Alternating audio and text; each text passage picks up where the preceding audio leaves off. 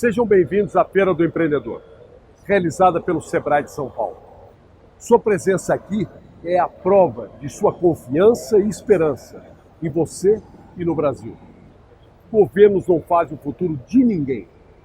Cada um com o seu suor é que faz o seu destino e o esforço de todos é que constrói uma nação. Por isso, todos vocês estão de parabéns, trilhando o seu próprio futuro e o futuro do Brasil. Muito sucesso e aproveitem o máximo. Esta feira é para vocês.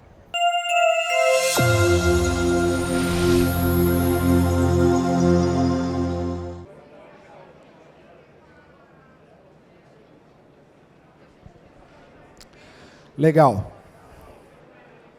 Boa tarde.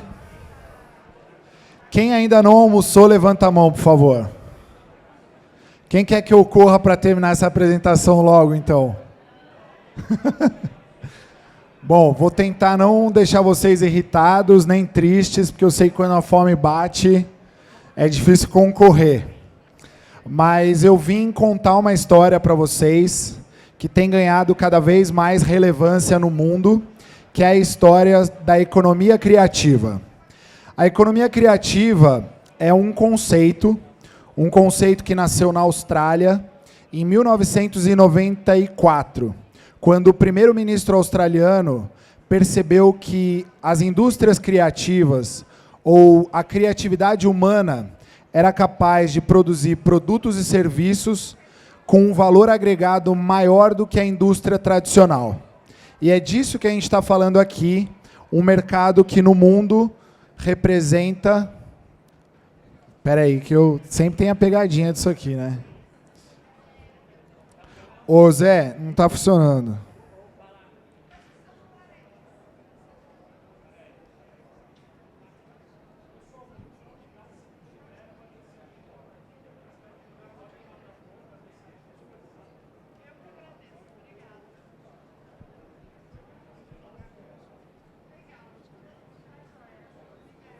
Tá indo?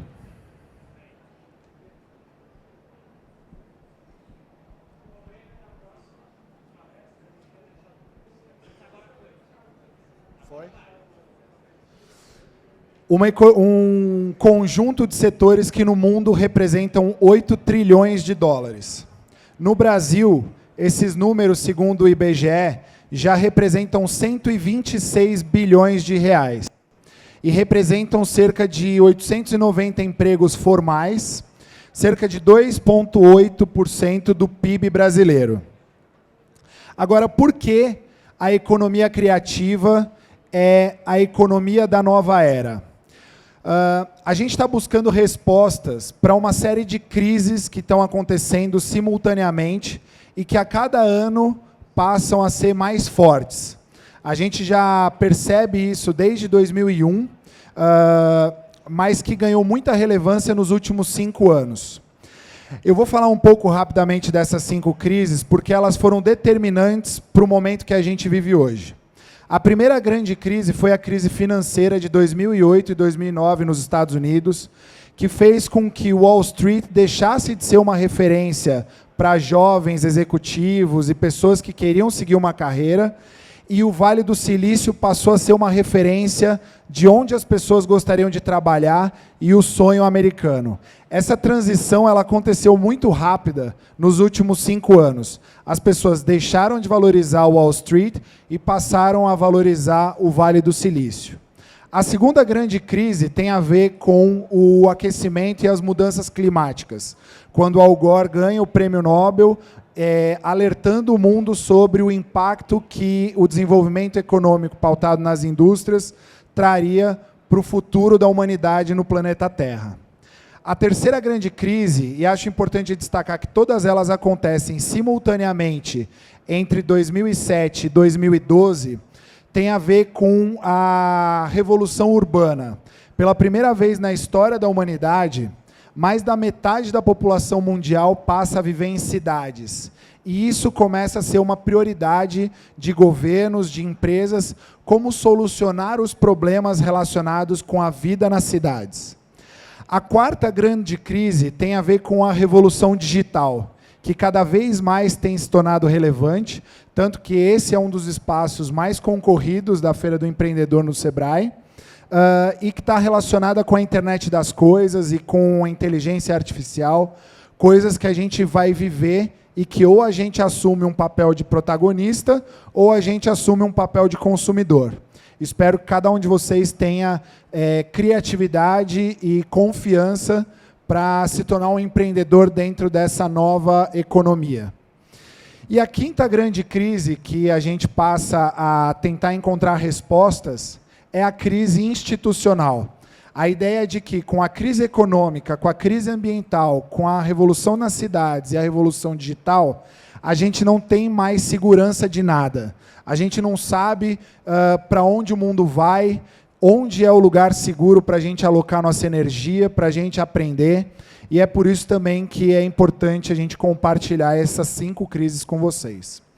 Essas 5 grandes crises, elas trouxeram grandes transformações, pautada principalmente na incerteza e no acúmulo de capital, que não sabe ainda para onde direcionar investimentos. Com isso, surgem grandes oportunidades relacionadas com 3 grandes pilares.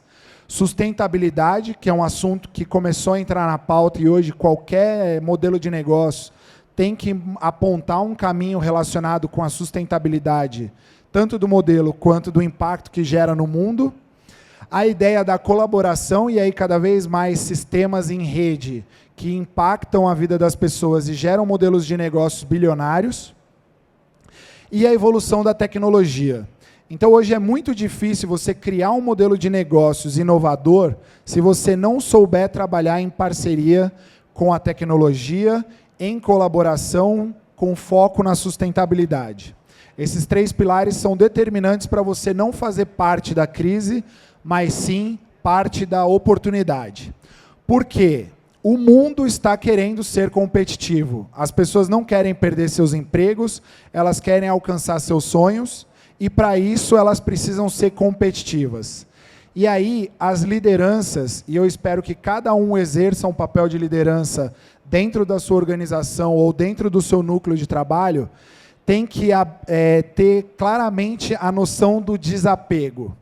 É fundamental adotar uma postura criativa, de liberdade, em que você abre mão da ideia do sempre foi assim. Então, quando você se pegar resistindo a uma ideia inovadora, dizendo, sempre foi assim, ou eu já tentei, pense 2 vezes, porque isso te coloca no lugar do repressor, que está muito mais interessado em manter e agravar a crise do que proporcionar soluções para as oportunidades. Isso significa que não dá mais para trabalhar com modelos hierárquicos rígidos como eram anteriormente. Não é o melhor momento para falar, né? Você está falando de hierárquico, rígido, mas é um bom motivo. Pessoal, se vocês puderem chegar um pouquinho mais para frente com seus bancos, tem muita gente aí que poderia sentar no chão aí, se acomodar, talvez até entrar um pouquinho mais, tá?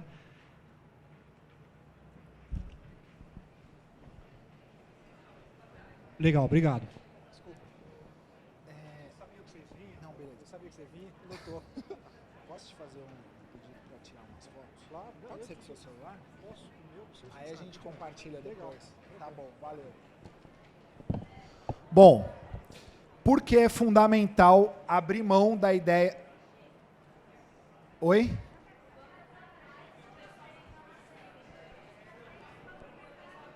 Gente, todo mundo levanta, é isso?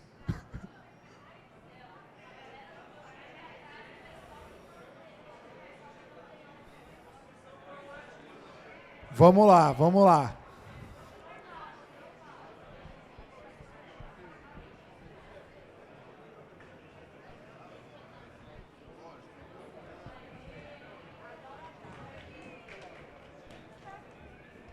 Aí, gente, vocês vêm para frente aqui, que vocês estão sem o banco. Se quiser sentar aqui também, tem bastante espaço aqui nessas poltronas bem confortáveis.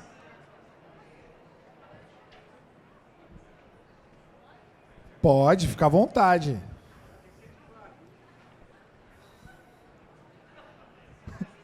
Só que eu vou fazer perguntas, hein? E vai ter que responder para ganhar prêmio.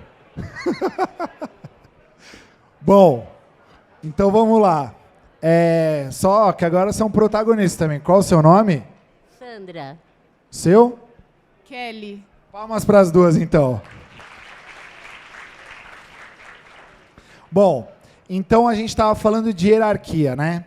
Fundamental a gente trabalhar em parceria, ouvindo tanto os mais velhos quanto os mais novos, os mais experientes quanto os menos experientes, e tendo a oportunidade de promover a diversidade no ambiente de desenvolvimento de soluções. Porque com a diversidade, a gente promove inovação. A diversidade e a liberdade são matérias-primas para o desenvolvimento da criatividade, que, associado ao empreendedorismo, produz soluções inovadoras capazes de impactar positivamente a vida das pessoas e ganhar muito dinheiro com isso. Por quê? Cada vez mais a necessidade de ser ágil. Então, quanto antes vocês se desapegarem de uma cultura repressora e entrarem nessa nova era, mais chances vocês têm de se conectar com essa energia empreendedora e criativa que está rodando e que vai permitir que vocês criem soluções antes dos outros. E é interessante perceber que os jovens estão ganhando um protagonismo muito rápido, porque eles não têm as amarras culturais que a gente tem quando a gente entra no mercado de trabalho e que a gente, de alguma forma, molda a maneira como a gente age nesses ambientes. E é interessante porque os jovens no Brasil, eles têm uma característica muito interessante, porque eles nasceram em uma sociedade com estabilidade política, porque já nasceram na redemocratização, eles nasceram num ambiente onde havia estabilidade econômica, e ainda há, comparado com as décadas de 80, em que eles podem planejar a médio e longo prazo, porque há uma sensação de segurança um pouco maior, e liberdade do ponto de vista da expressão, da livre expressão, e uma geração que nasceu já na Revolução Digital, que cresceu com acesso à internet e com a possibilidade de... E aí, Luna, beleza? Quanto tempo, hein? Palmas para a Luna ali, ó. Uma empreendedora de sucesso. Então, eles se sentem no comando para provocar uma grande mudança. E aí a gente ou parceriza com os mais jovens, ou a gente fica de fora dessa nova mentalidade, dessa nova maneira de produzir e gerar riqueza. A geração Y, que no começo foi bastante reprimida e sofreu bullying pelas gerações anteriores, agora está tendo a oportunidade de transformar a realidade com os seus empreendimentos. Uma pesquisa do Ibope, a pedido da Fundação Telefônica, mostrou que 71% dos jovens tinham interesse em empreender. E eles estão provocando grandes transformações. Se a gente pegar, por exemplo, a indústria do funk na periferia, ela é liderada por jovens e tem gerado grandes números de emprego e renda, apesar do gosto musical de cada um. A verdade é que o funk é um sucesso. Bom, para haver oportunidade na crise, é fundamental um aspecto que nos traz pulsão de vida. Esse aspecto está relacionado com o nosso potencial criativo. O potencial criativo é o que nos permite sonhar, é o que nos permite imaginar e fechar os olhos e ser curioso o suficiente para falar: e se a gente fizesse assim? E se a gente fizesse de uma maneira completamente diferente, como nunca ninguém fez? Qual é a primeira coisa que a pessoa que você vai compartilhar vai dizer para você? Hã? Tem como dar um microfone ali? Então você vem com uma ideia super incrível, que você acredita, que você imaginou, e compartilha na sua casa. O que vão falar? Você é louco. Você é louco. Quem mais? Quem acha que vai falar você é louco, levanta a mão. Quem acha que vai falar para com isso? Qual mais? Você é louco, para com isso. Hã? Você é sonhadora, você é louca, para com isso. Hã? Vê isso direito, não vai morrer, né? Tentando. Só você mesmo para ter essas ideias de louco, sonhador. Então, o que é isso? Por que as pessoas fazem isso umas com as outras? Resistência, insegurança, preocupação. A própria pessoa que reprime a outra não tem vontade nem coragem. Comodismo. Agora eu digo uma coisa, quem acha que com essas características a gente constrói um país competitivo, levanta a mão. Com essas características de comodismo,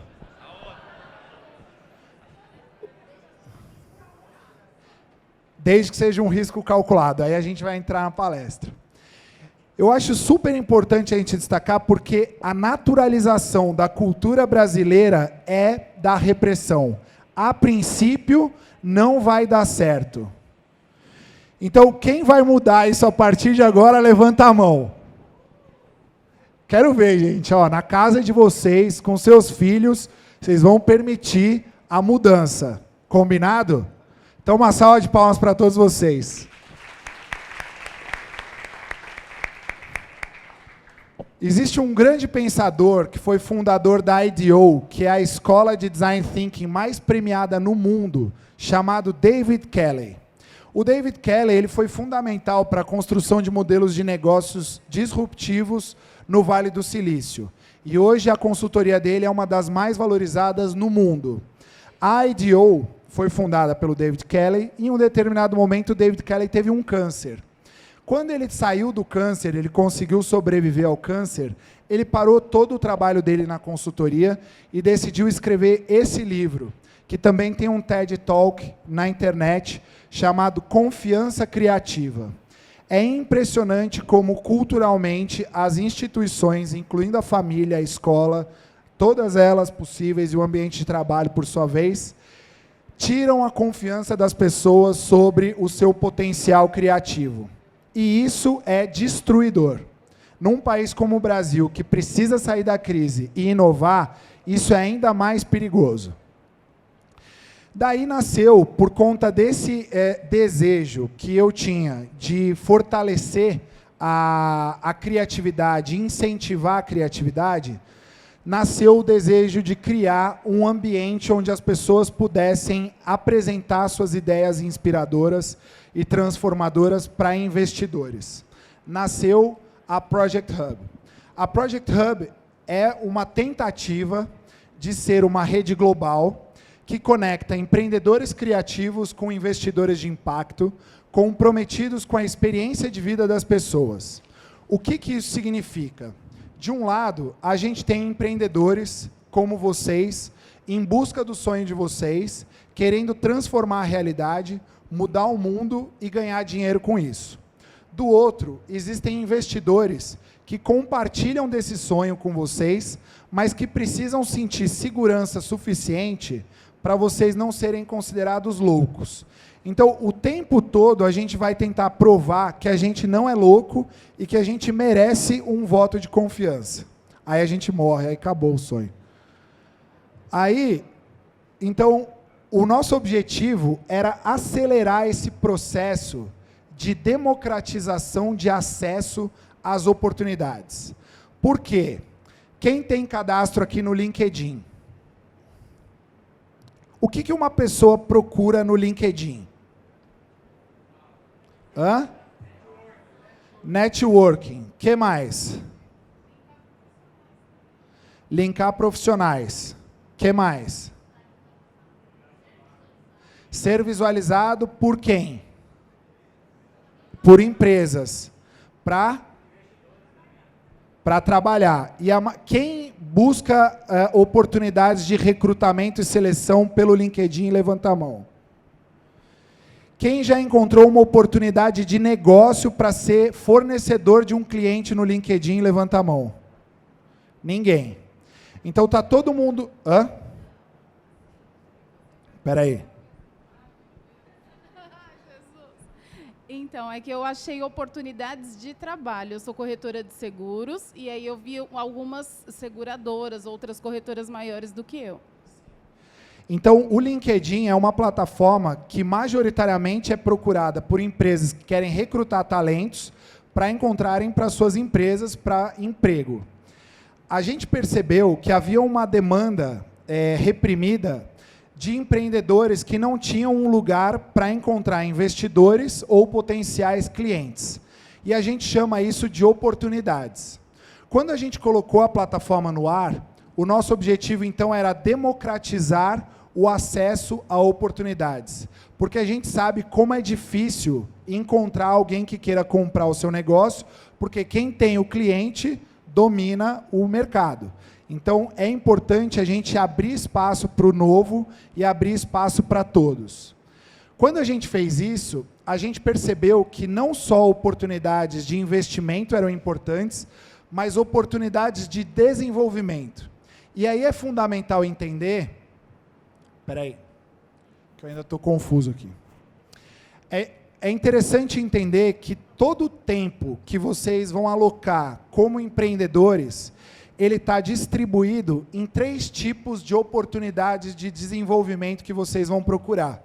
Oportunidades de conhecimento, como a gente está fazendo aqui agora, oportunidades de relacionamento, e eu espero que vocês tenham a coragem e o interesse de compartilhar entre si as ideias e trocar cartão, e oportunidades de investimento, seja através da venda dos seus serviços ou através da aquisição por um investidor anjo ou por um fundo.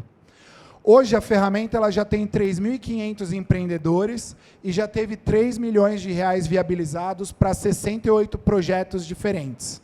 O ano passado a gente recebeu um reconhecimento do MIT e por ajudar a melhorar o ecossistema da economia criativa no Brasil.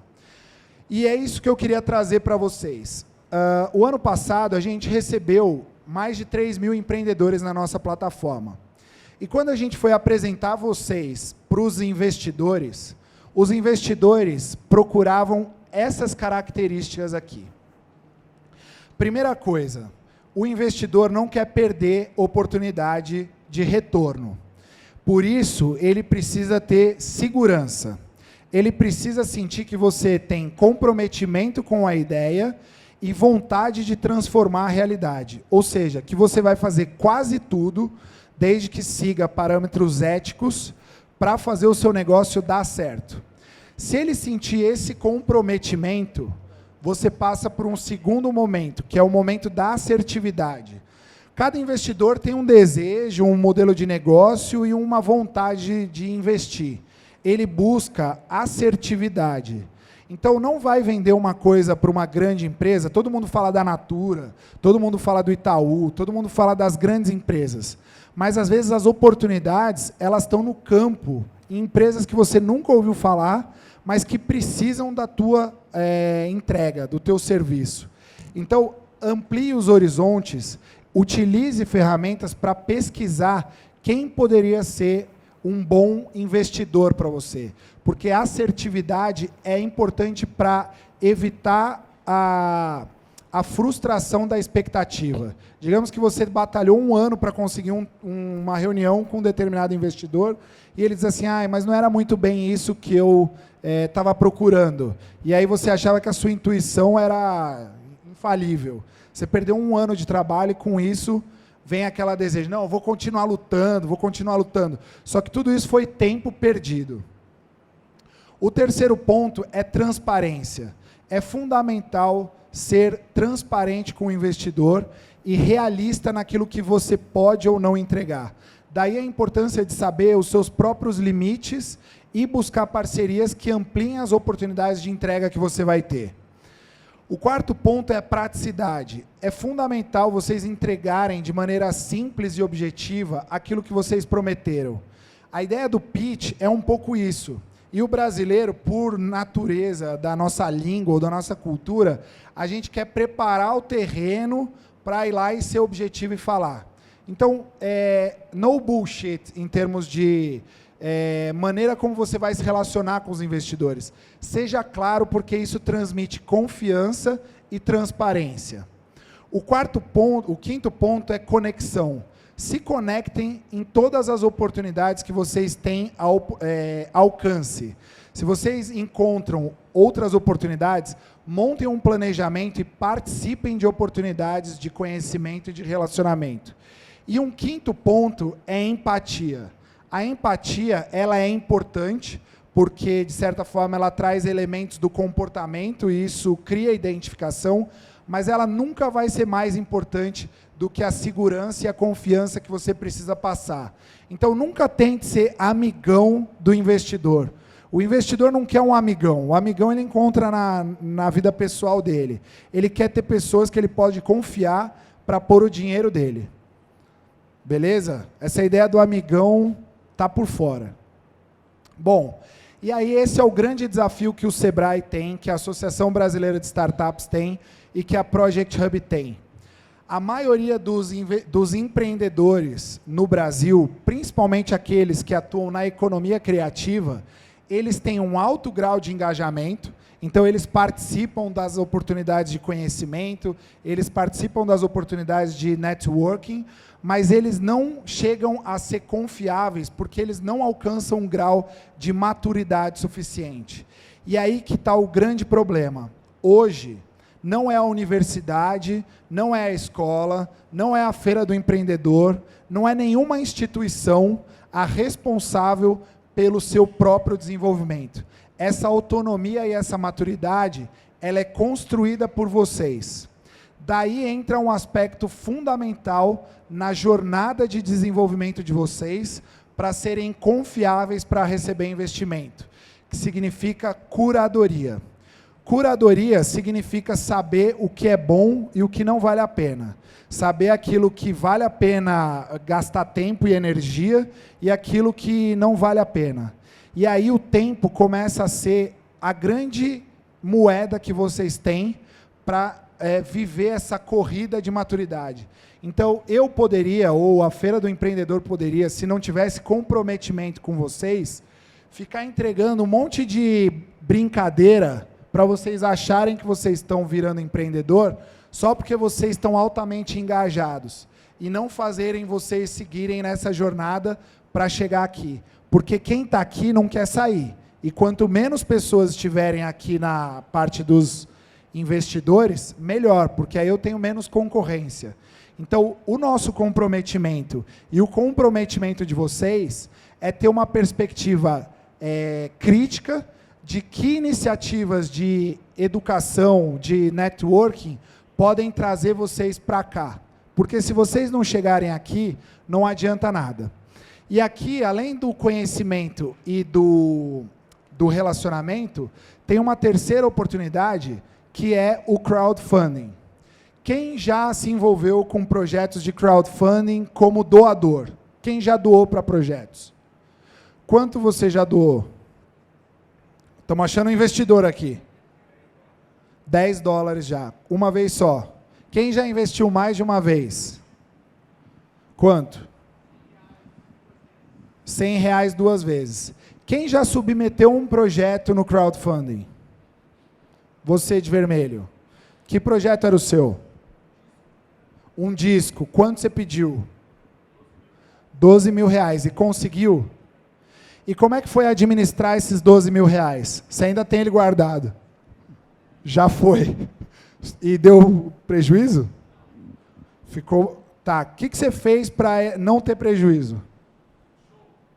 O show, que aí você arrecadou bilheteria. Esse é o empreendedor criativo. Palmas para ele. Bom, é importante pensar oportunidades de fontes de receita. E o crowdfunding é uma alternativa que vem ganhando escala no mundo e que é cada vez mais interessante para você não correr tanto risco com a sua ideia. Também não acredita, vou quebrar um mito aqui também, que outras pessoas já quebraram, que é a ideia de não falar da sua ideia. No Brasil, a única organização que poderia proteger a sua ideia é o INPI. Quem já foi no INPI, levanta a mão. Você já foi? Foi pela internet. Você já foi no INPI? Como é que é o INPI?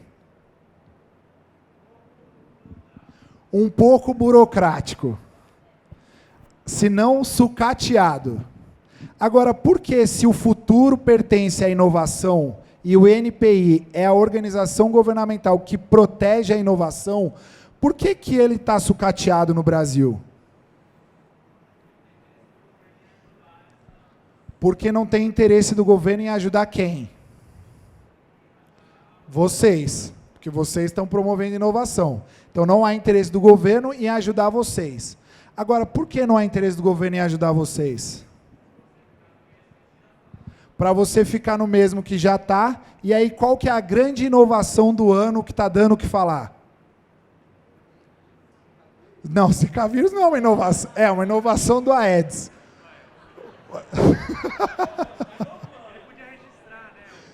Mas uma inovação humana, vai? Hã?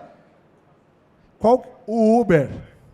O Uber está dando o que falar. Esses dias eu peguei um táxi, o táxi falou assim, abriu a porta para mim e falou, o senhor quer balinha? Eu falei, o senhor é do Uber? Ele falou, nossa, nem me fala desse Uber, está me dando um trabalho comprar balinha. Bom, aí o que acontece? A gente tem a resistência a sair da zona de conforto. E é fundamental a gente entender que enquanto a gente quer paz, água fresca e água de coco, o chinês está trabalhando muito e comprando. Quem viu comprar pó de ar? Saiu no Fantástico. Meu, os ingleses estão vendendo ar para os caras, meu. Você vê aonde vai o grau de criatividade para se virar nos 30. Eu já achei isso um pouco antiético. Mas se tem mercado na China, o que dá para fazer? Bom, o que eu acho importante? É fundamental entender que, para ter competitividade, a gente precisa sair da zona de conforto e levar a sério esses processos de criatividade. O crowdfunding é um lugar onde você vai expor a sua ideia, mas com certeza vale muito mais a pena você correr o risco de receber 12 mil reais para viabilizar o seu negócio do que esperar o INPI deixar de ser sucateado para poder registrar a sua ideia e aí você tentar. Beleza? Bom, aqui a gente tem uma demonstração de como existem pessoas extremamente influentes e organizações extremamente influentes acreditando no potencial criativo de vocês.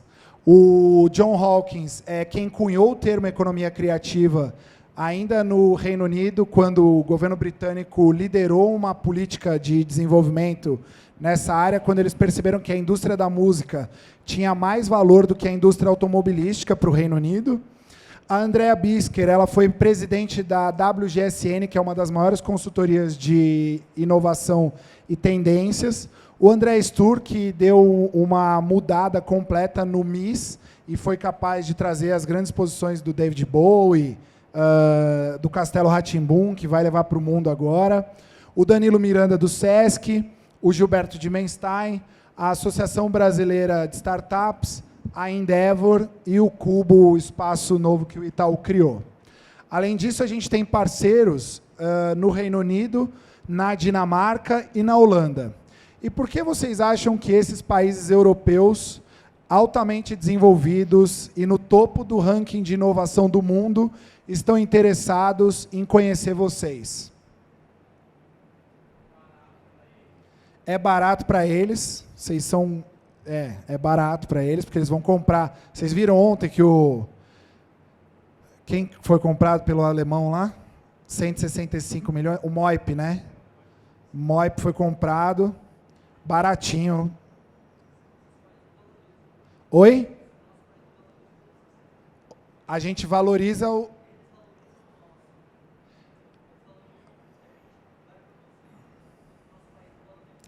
Entendi. Eles sabem agregar valor e vender depois para a gente com valor agregado. E usando a sua criatividade. Exatamente. Hã? Põe a etiquetinha de fora. Quem comprou um produto nacional recentemente? O que você comprou? Roupa. Tem certeza que era nacional ou a etiqueta era nacional? Então, o que é importante? É destacar como a nossa indústria está sendo sucateada por cada vez mais a gente ter um comportamento repressivo, não competitivo. Se a gente se abrir para o mundo e se a gente acreditar nas nossas ideias, daqui podem surgir produtos e serviços inovadores que vão sobreviver até o governo taxar. Não, brincadeira. É muito difícil a gente sobreviver num ecossistema como o brasileiro. Mas é muito importante entender que se um país tem um ativo quase abundante e ilimitado, é a criatividade do povo brasileiro. Se tem alguma coisa que nos orgulha tanto e que não deveria ser colocado como jeitinho, é a criatividade do povo brasileiro na sua capacidade de transformar produtos e serviços.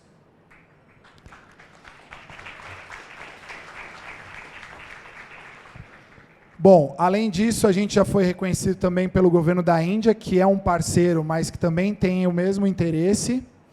E aí eu acho que vale a pena, só para finalizar, destacar um pouco o que é economia criativa. Economia criativa é um conceito que nasceu, como eu disse, na Austrália. Ele ganhou relevância quando o governo britânico percebeu que a indústria da música era mais importante do que a indústria automobilística e que, com a revolução digital, cada vez mais a produção de conteúdo para plataformas seria o futuro. Com isso, o Escritório das Nações Unidas, relacionados ao comércio e ao desenvolvimento, a UNCTAD, lançou alguns relatórios que vocês podem encontrar na internet sobre o impacto da economia criativa nos países em desenvolvimento. Isso ganhou tanta relevância que países como a China, como a Índia, começaram a criar escritórios de fomento à economia criativa em seus países. Com isso, a Unesco, que é um escritório muito mais importante do que a UNCTAD dentro do ambiente da ONU, assumiu para si a responsabilidade de fomentar a economia criativa no mundo.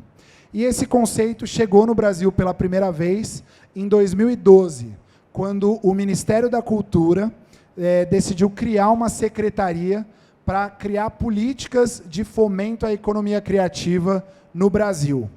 Quando eles fizeram isso, em 4 anos, e a primeira secretária foi a Cláudia Leitão, depois o Marcos Carvalho, isso virou um tema que vocês provavelmente viram em todos os lugares da mídia e que havia um universo de pessoas que não se reconheciam empreendedoras, porque eram taxadas de loucos, de para que isso, para com isso, vai trabalhar vagabundo, e que passaram a perceber que isso tinha valor.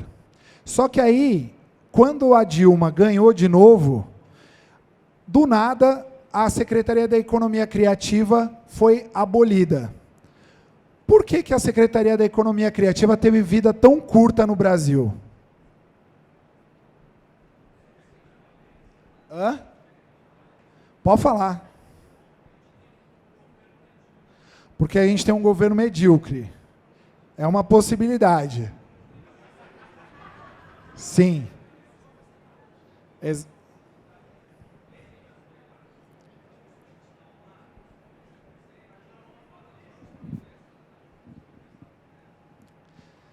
Exatamente. Uma salva de palmas para ele, vai. Vamos falar umas verdades aqui, que eu não devo nada a ninguém.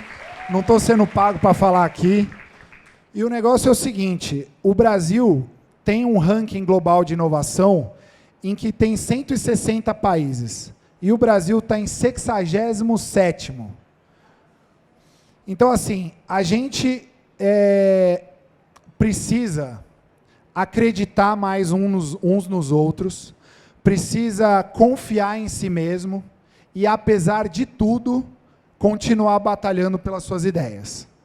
Existem organizações, como eu falei, que acreditam no potencial criativo e empreendedor de vocês, e o Sebrae é um deles, mas se vocês não tiverem crítica sobre o desenvolvimento da jornada de empreendedorismo de vocês, vocês vão ficar engajados, participando de vários eventos, achando que isso vai fazer de vocês grandes empreendedores. Isso não vai fazer de vocês grandes empreendedores. Isso vai ajudar vocês a serem grandes empreendedores, mas, acima de tudo, vocês precisam transmitir isso para os clientes de vocês, para os investidores de vocês, para que aí sim vocês possam viver daquilo que vocês sonham e acreditam. Obrigado, gente.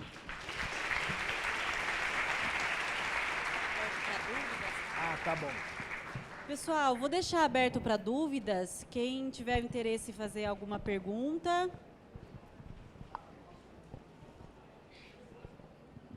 Oi. Só para complementar o que ele falou, duas coisinhas. A primeira, quem veio para cá com a van, pelo transporte da van, só por curiosidade, levanta a mão.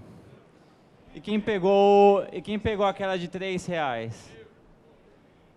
Isso é um exemplo de oportunidade. A fila era longa, o pessoal ia no final da fila e chegava a R$3, você chega antes. Só que é diferente de você atender bem, por quê? Porque quem está entrando lá está ajudando alguém tipo, que está agindo errado. Até porque, qual foi a atitude? Encheram de gente, parecia sardinha em lata. Eu fui no gratuito, mas eu vi gente, o pessoal, não cabe mais gente. Não, vai entrar porque já está pago. Sim, mas o que você quer dizer com isso? Que criatividade não necessariamente tem a ver com ética e dá o resultado do empreendedorismo. Entendi. Então vamos lá. Acho que criatividade sem ética vira o famoso jeitinho. Criatividade sem conhecimento não vira inovação. Então, nesse caso, o que eu acho importante, primeiro, já que é uma oportunidade, o ano que vem talvez isso se estruturar como serviço. E daí tem uma ferramenta que eu acho importante compartilhar com vocês, que é o conceito de design de serviços. A gente ainda não está acostumado com esse conceito do design de serviços, porque a ideia de servir num país altamente desigual é um favor que a gente faz a alguém que nos pede. Para vocês terem uma ideia, na Dinamarca não existe no vocabulário deles a palavra por favor. E não existe a palavra por favor, que é uma das 3 primeiras palavras que a gente aprende para ter acesso a alguma coisa, porque na situação deles, o mundo do trabalho é uma relação entre iguais, em que nesse momento eu estou servindo e no momento você vai me servir, porque é uma relação recíproca de troca. No Brasil, para a gente viver esse tipo de mentalidade, vai alguns anos ainda, porque sempre que a gente vai pedir alguma coisa, a gente se sente mal porque alguém está fazendo um favor para a gente. E nesse caso, o design de serviços é entender que quanto melhor você entregar a experiência para o outro, mais você vai ter reconhecimento e valor. Então, talvez no próximo, não transformar empreendedor em sardinha de lata, né? Mas, tipo, reconhecer que são pessoas. Ô Lucas, boa tarde. Tem uma pergunta seguinte, você falou que um princípio importante é a segurança, para passar para o investidor. Pelo que eu vi de economia criativa, eu vi os livros da Cainha e tal, queria saber se é um negócio de empresa, me parece, de empresa grande e de governo, de Fiesp também, de associações, ou é um negócio de pequenos empresários, que não me parece. Então, existe um ponto que eu acho super importante. Então, eu falei de design de serviços e agora eu vou falar de storytelling. Storytelling, basicamente, é a narrativa que você vai construir para apresentar o seu valor para uma outra pessoa.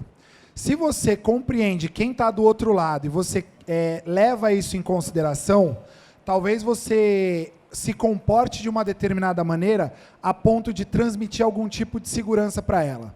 O que isso significa? Significa, na hora que você for falar, por exemplo, não usar muito palavrão se a pessoa não gosta de palavrão.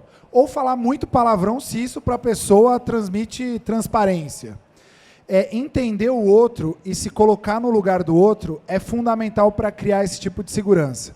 Agora, o que eu acho super importante é você ter memória. Então, assim, se vocês vieram aqui na Feira do Empreendedor do Sebrae, compartilhem nas redes sociais de vocês que vocês vieram para aprender, que vocês não passaram aqui para comer cachorro quente, porque isso é uma experiência vivida na sua jornada de desenvolvimento. Se vocês conseguem agregar isso dentro da narrativa que cada um de vocês tem, vocês conseguem transmitir mais credibilidade. que antigamente era o diploma que as pessoas compravam nas universidades e que hoje já não é mais garantia de nada. Então, se vocês forem capazes de transmitir ao outro que vocês estão construindo uma jornada e são capazes de transmitir uma narrativa consistente, seja esse cara mais conservador ou mais ousado, ele vai buscar isso. Porque é isso que vai mostrar de onde você vem e quem você é. Então, quando eu falo de segurança, é não prometer mais do que você pode entregar, mas ser verdadeiro e ter consciência de que você está na frente do outro, sendo ouvido e julgado, vamos dizer assim, naquele momento. Tudo bem? Meu nome é Vitor. Eu queria saber sua opinião, porque agora recentemente foi o Fórum Econômico em Davos, né? E lá não se discutiu tanto economia, se discutiu muito mais tecnologia. E uma das preocupações que os líderes mundiais estão tendo nesse momento é do fato de, atualmente, a gente não está vendo um crescimento em produtividade com as inovações e que isso pode implicar nos próximos 10, 20 anos, que nos próximos 10 ou 20 anos, isso pode implicar com que, sem esse ganho de produtividade, os custos de novas tecnologias fiquem caros e não acessíveis para a maioria da população, além de causar um desemprego porque está quebrando a indústria tradicional. Então, é uma grande preocupação. Queria saber sua opinião sobre esse assunto. Bom, vamos lá então. O Brasil está se pensando nisso? Eu brinco que a gente vive sobre a lógica de 4, eu diria que é uma cruz, mas para não ficar muito religioso, são 4 pilares.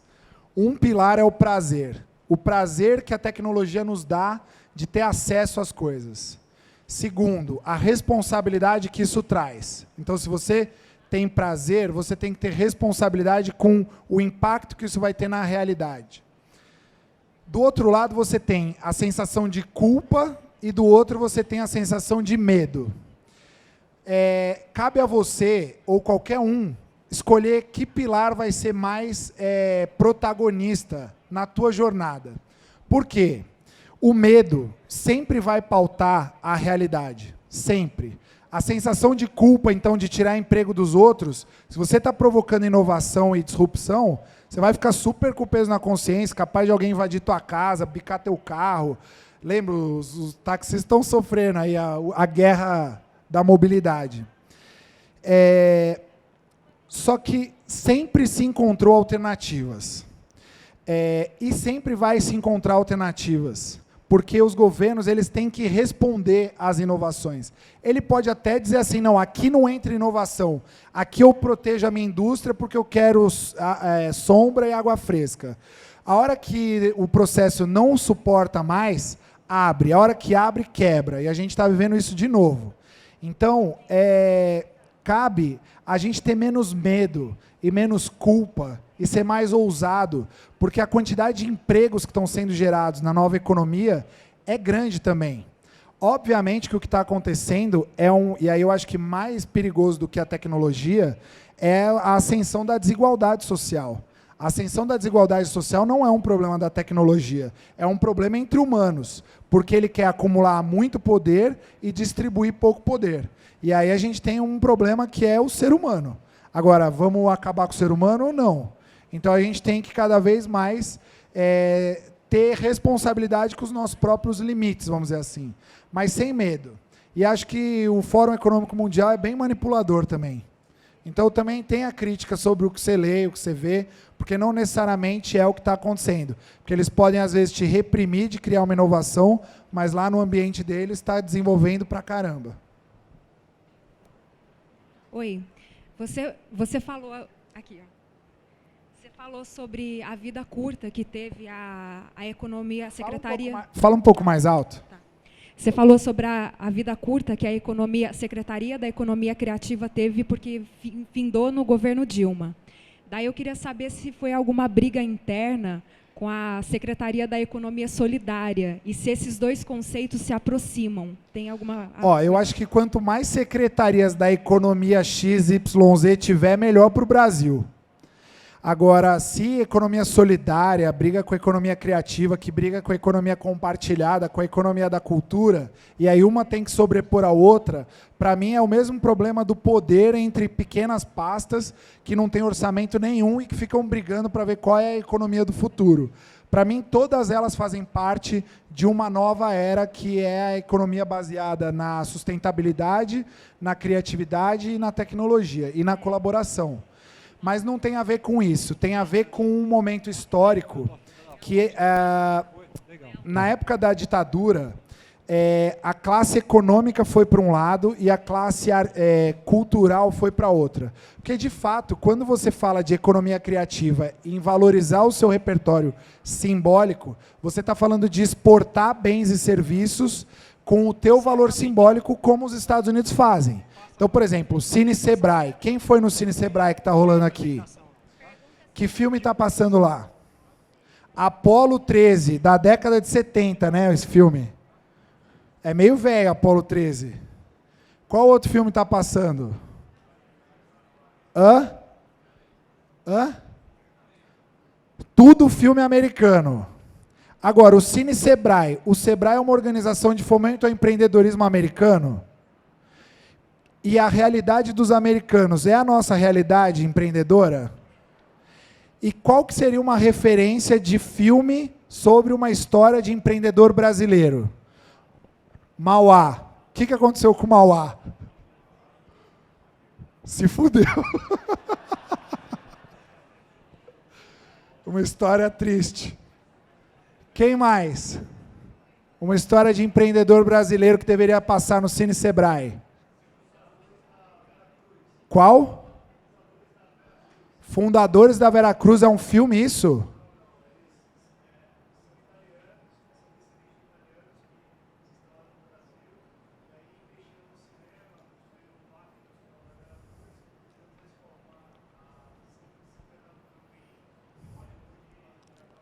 Que legal. Por que isso ainda não virou filme? É louco, né? É louco. Vamos. Qual? Santos Dumont. O Santos Dumont inventou ou não inventou avião? Foda-se. Ele era brasileiro. O cara voou, velho. Por que a gente não pode simplesmente falar assim, tudo bem, não foi o primeiro, mas, pô, o Santos Dumont é foda. Né? Por que a gente fala, não, mas o Santos Dumont não foi quem inventou o avião. Já era. Então, resgatar e contar as histórias de empreendedores brasileiros com orgulho. Quando eu falo do fim da economia criativa, é porque os ativos intangíveis ficaram no processo da Guerra Fria.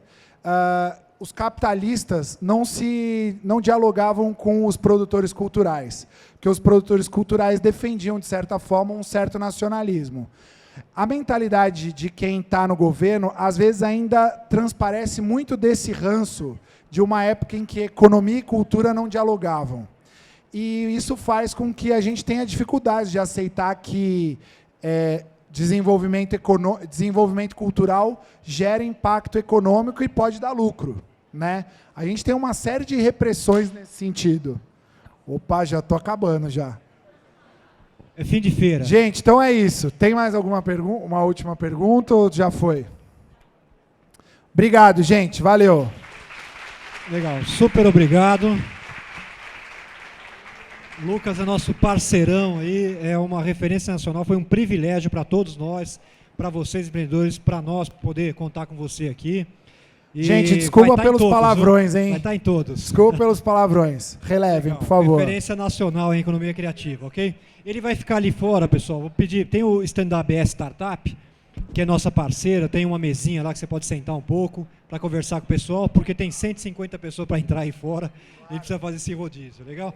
Pessoal, quem quiser cadastrar a sua startup, sua ideia de negócio ali nos nossos computadores, tá? Está aberto, vocês possam fazer parte do nosso banco de dados e receber informações para startups. Tem os coletores, tem os redutores de vazão da torneira, vazão de água aí para vocês pegarem, instalarem na torneira, ok?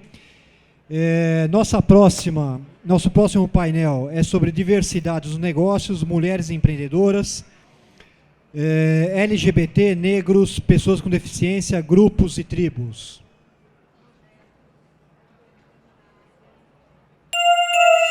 Música